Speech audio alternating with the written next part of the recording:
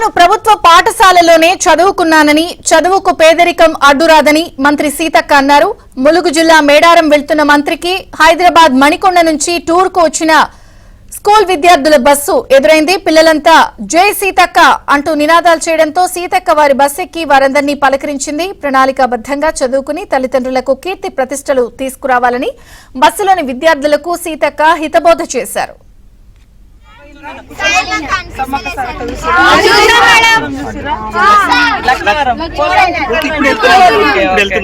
అంది తయారు చేస్తున్నాం, మళ్ళీ రండి. హ్యాపీ క్రిస్మస్ అంటే ప్రిపేర్ చేస్తున్నారు మొత్తం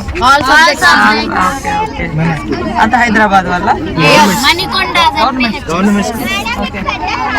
మేడం మీకు అందరికి మేము పెద్ద ఫ్యాన్స్ మేడం, మేము చాలా ఫ్యాన్స్ మేడం.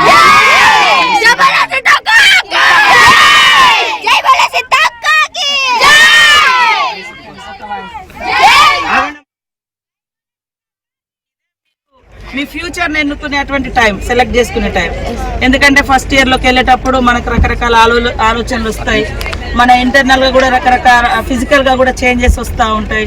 ఈ టైంలో కరెక్ట్ గా సబ్జెక్ట్ విషయంలో కానీ లైఫ్ ని ఎట్లా డైవర్ట్ అంటే ఏ రూపంలో డ్రైవ్ చేసుకోవాలి, ఏ రూపంలో మనం ఎట్లా వెళ్ళాలనేది కూడా సెలెక్ట్ చేసుకునేటువంటి ఒక మంచి టైం.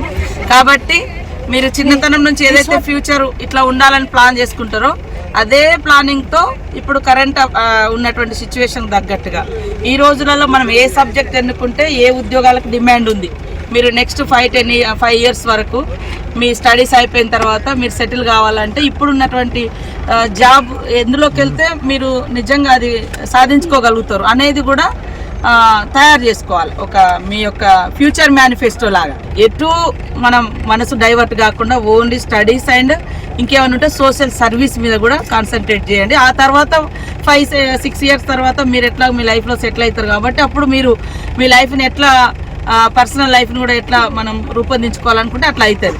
కాబట్టి ఈ టైంలో మాత్రం డైవర్ట్ కావద్దు, కానియకుండా